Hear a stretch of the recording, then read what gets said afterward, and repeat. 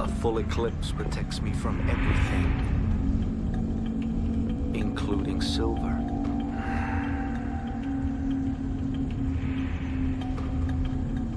Now, you want to see something really scary?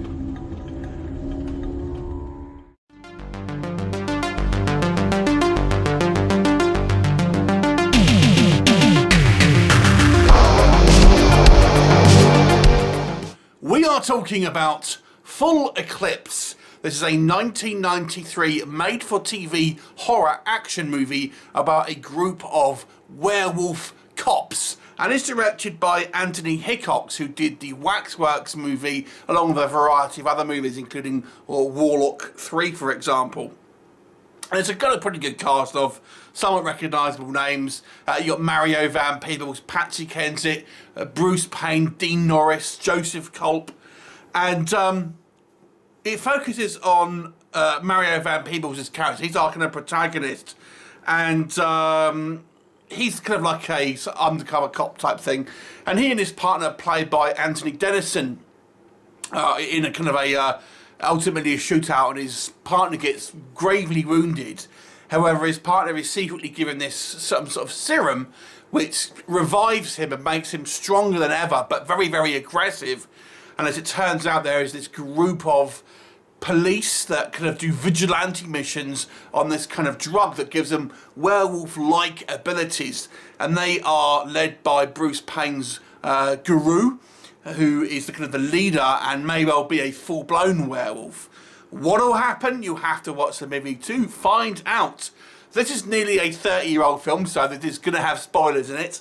And first of all, we're going to talk about what works in this movie. And one of the most interesting things about this movie is our antagonists are really anti-heroes rather than full-blown villains.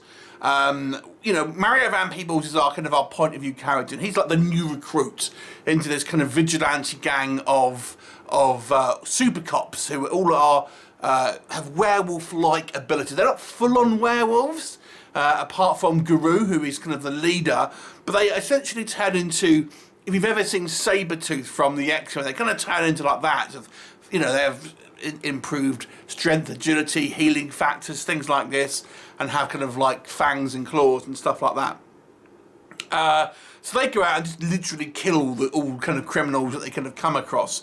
But it comes at a cost, because they take this kind of serum, which ultimately acts somewhat like a drug. Now, Van Peebles' character is somewhat unwilling to join, but he's kind of coerced and forced into it. And I quite like the fact that this group of police, this special group of cops, they are brutal and they do some bad things, especially Guru. But ultimately, their goal is to kill criminals. So it's interesting in the fact that they're not like villains who want to go and take over the world or kill innocent people. They're trying to kill, criminals, but they're still somewhat obviously the bad guys, obviously, to a degree.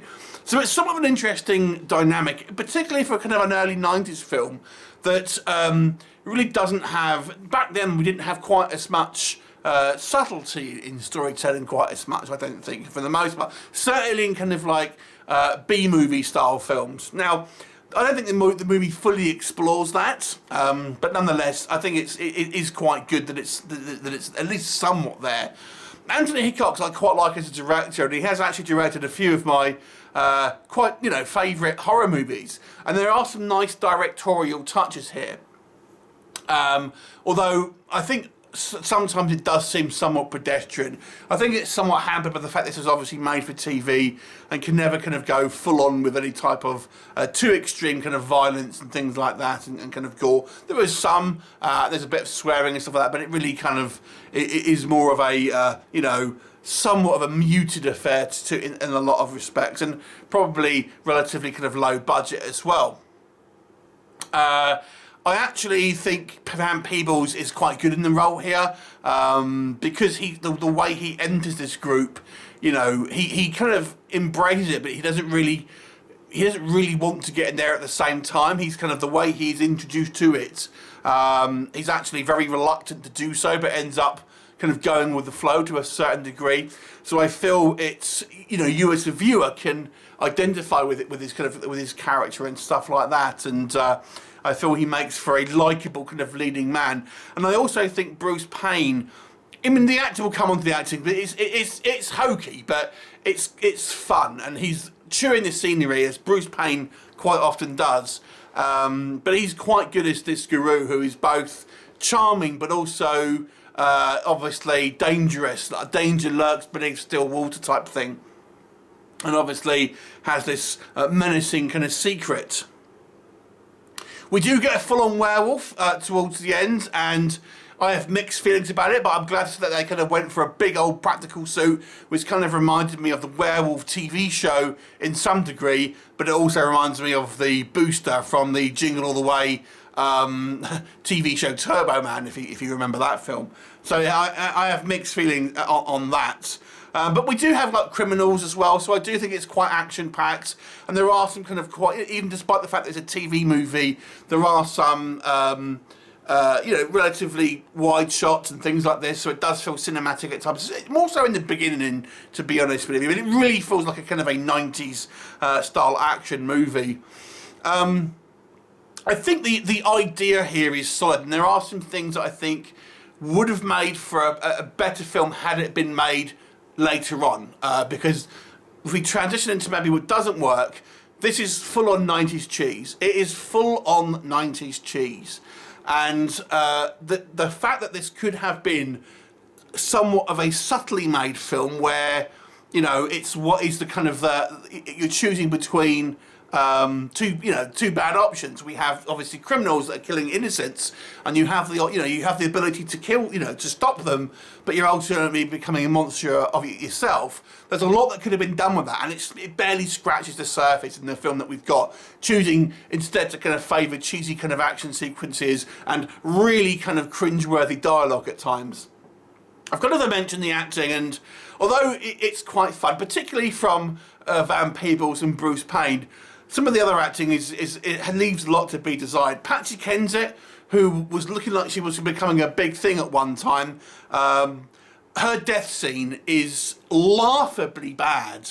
It's so bad that the acting, and just to be honest with you, the direction in that sort of scene as well. But some of the other characters as well, some of those like the cheesy ass dialogue. I mean, this is pure 90s television macho cheese in this film.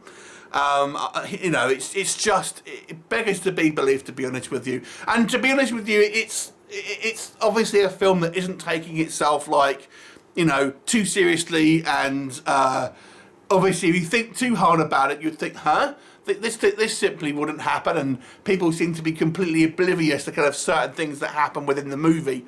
Going back to the kind of the werewolf sort of effects, I quite like the fact that actually they didn't go full werewolf themselves. The kind of the cops, only Guru really turned into a full-on werewolf.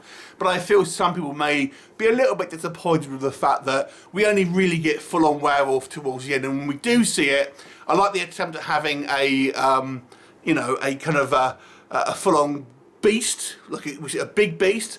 But I couldn't help but think it looks like Booster, as they say, from Jingle All the Way, which is kind of embarrassing.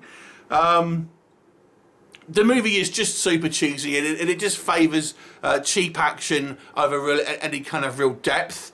But it's somewhat different. I mean, there were films like this. There's like the Cyborg one, T-Force, which was kind of a similar style kind of 90s action film that was more about cyborgs and stuff like that. So I feel like we had a rash of these kind of like super cops, probably coming off the back of movies like RoboCop and stuff like that, and how can we kind of do all these kind of like werewolf cops, cyborg cops, vampire cops, and we had them all in the late 80s and early 90s.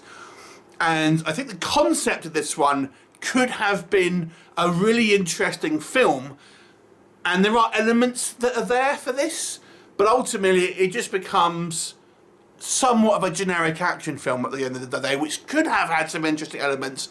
The most interesting being that I think that the main antagonist is really an anti-hero rather than the villain. And but again, he just turns into a a full-on villain when he ultimately kills another police officer towards the end, and that was to make him irredeemable. But I think it would have, had they had more subtlety, it would have worked a little better. But it's a sign of the times. It's a sign of the fact this was a 90s movie, and that's kind of how they were made. And they were made very cut and dry. Think of, like, you know, wrestling, for example. Back then, you had the good guys and the bad guys, and it wasn't until you kind of got a little later on where you had, like, the more grey areas and that sort of thing, and that's kind of the same with this movie. So ultimately it becomes an average film, to be honest, with some good ideas, but somewhat kind of lackluster production at the end of the day. I'll give it a 5 out of 10. Certainly an interesting watch, a very kind of cheesy werewolf action hybrid, to be fair. But you may like it. I think it does have a entertainment value to a certain degree, and I say Bruce Payne and Van Peebles is very watchable. 5 out of 10. What did you think of it?